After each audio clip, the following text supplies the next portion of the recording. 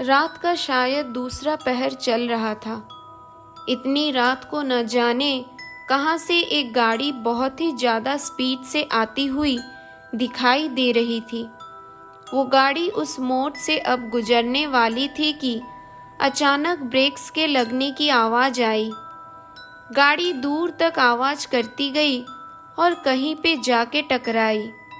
वो हादसा इतना भयानक था कि मुझे सिर्फ लोगों की चीखें सुनाई दी। जब तक वहां जाता, सबकी चीखें एक भयानक खामोशी में बदल गई थी। हर तरफ खून ही खून था और उसमें पड़ी मासूम लोगों की लाशें। ये बताते हुए वो बूढ़ा किसान रो रहा था और हम सब पूरे मन लगा के उसकी बातें सुन रहे थे। ये सब वो बूढ़ा हम सब दोस्तों को अगर पहले बताता तो शायद हम उस पे यकीन नहीं करते, लेकिन जब ये सब हमारे साथ हुआ तब यकीन तो करना ही था। मेरा नाम कैलाश है। मैं वैसे तो एक सिविल इंजीनियर हूँ, लेकिन मुझे घूमने का बहुत शौक है। जब भी मौका मिलता मैं अपने दोस्तों के साथ गाड़ी लेके निकल जाता, कभी मेरी तो कभी उनकी गाड़ियों में, या फिर किराए की तभी करते जब कहीं दूर जाना हो तो। ऐसे ही हम सब दोस्त प्लान कर रहे थे कि कहाँ जाए और सबने एक जगह पे अपनी हाँ भरी। वो जगह थी शहर से दूर घाटियों में बसे बेलापुर की। नाम सुन के हम सब हंस पड़े। ये किसी हिंदी मूवी के गांव के नाम जैसा लग रहा था। मैंने कहा, ऐसा सच में कोई गांव है या बस ऐसे ही बोल रहे हो तुम शशांक? शशांक ने सीधा मुझे वहां के फोटो दिखाए। हम सब देखते ही रह गए। बहुत ही खूबसूरत पहाड़ियां थी और बादलों से घिरा हुआ गांव बेलापुर। अब तो मेरा मन भी वहां कब जाऊं ऐसे कर रहा था। मैं, राहुल और शशांक, हम तीनों ने शनिवार का प्लान बनाया और हम सब शशांक की ही गाड़ी से निकल गए। सुबह जल्दी उठ के सामान बांधा और बिना कुछ खाए हम निकल गए। सोचा रास्ते में कुछ खा लेंगे। सूरज अब काफी ऊपर आ गया था। सबको बहुत भूख भी लग रही थी, तो सोचा कहीं रुक के पेट पूजा कर ली जाए। हाईवेज पर आजकल इतने छोटे मोटे ढाबे हैं कि खाने पीने की कोई टेंशन नहीं, और हमारे जैसे घुमक्कड़ों के लिए तो ये सोने पे सुहागा था। एक जगह शशांक ने गाड़ी रोकी। हम सब उतरकर जरा फ्रेश होकर नाश्ता करने लगे। नाश्ता करने के बाद हम सीधा बेलापुर के लिए निकल पड़े। बेलापुर शायद शाम तक पहुंचने वाले थे हम। रास्ते में और भी कुछ अच्छी वाली जगह शशांक को पता थी, सो वहां से होकर जाने वाले थे। गाड़ी चल रही थी और मंजिल जैसे आने को थी। सब लोग बहुत ही बेचैन थे। वैसे तो ये सब नॉर्मल था, लेकिन कुछ होने वाला हो तो इंसान को उसकी एक पूर्व सूचना भगवान देने लगता है। ऐसे सुना था मैंने अपने बुजुर्गों से। जो भगवान को मानता है और उनमें आस्था रखता है, वो इस बात को जरूर मानेगा। ये मैंने बहुत बार सुना है। कुछ होने से पहले हम सतर्क रहे, या कोई अनहोनी ना हो या होने वाली हो, इसका अंदेशा थोड़ा सा तो लग ही जाता है।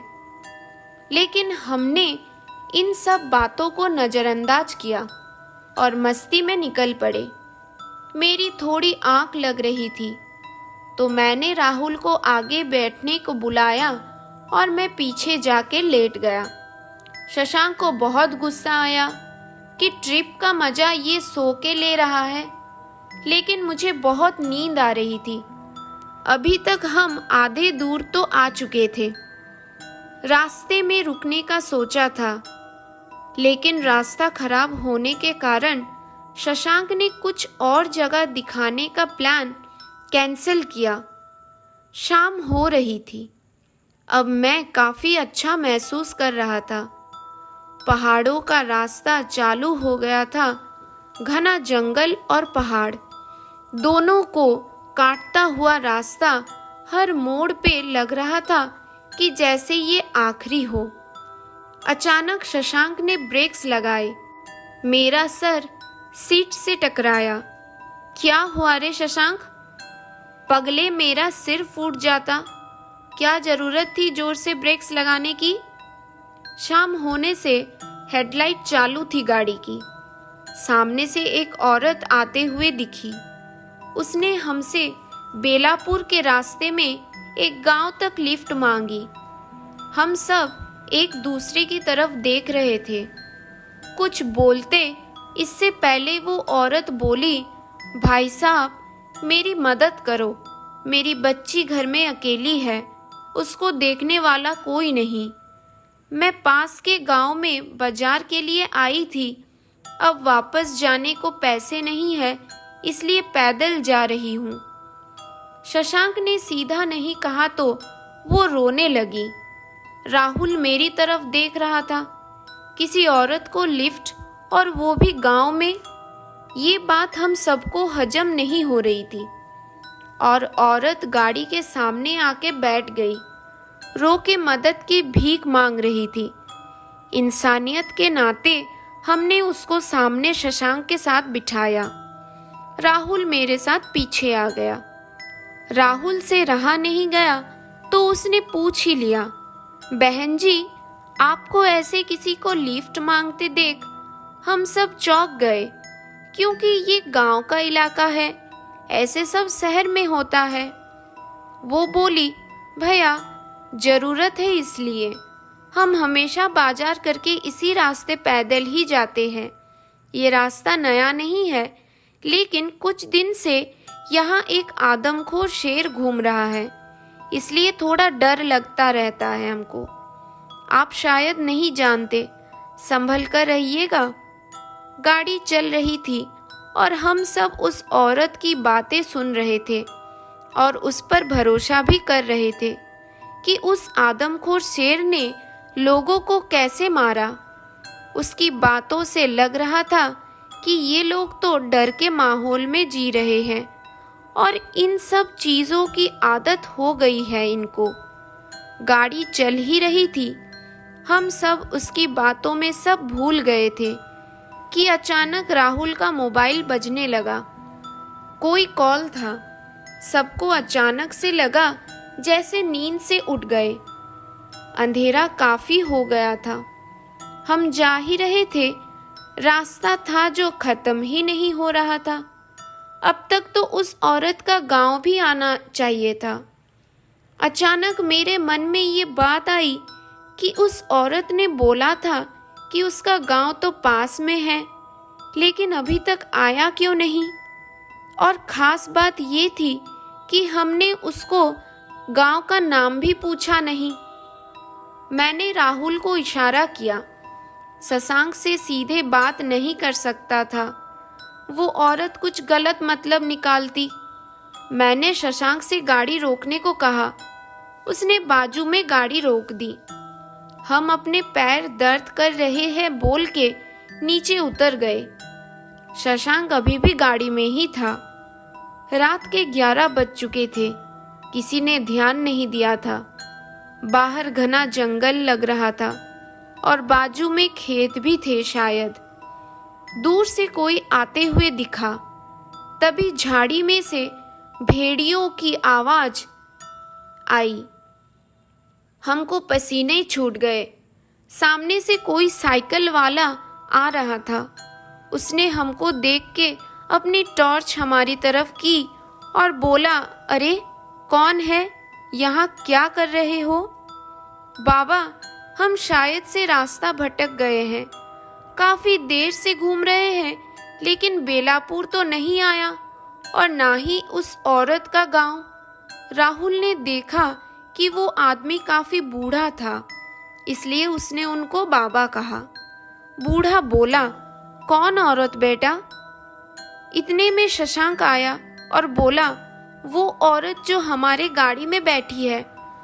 वो बूढ़ा आदमी गाड़ी के पास जाके देखने लगा। हम भी पास में गए। अब सबकी नींद उड़ गई। अरे भाई, वहां तो कोई औरत नहीं थी। अब शशांक को संभलना पड़ा। उसको मानो झटका लगा। वहां कोई औरत नहीं थी। हम कुछ समझ नहीं पाए। तभी वो आदमी ने पूछा, तुम सबको वो औरत कहाँ मिली थी? राहुल ने कहा, अभी कुछ 2 घंटे पहले रास्ते पे मिली थी तो मदद चाहिए बोल के रो रही थी।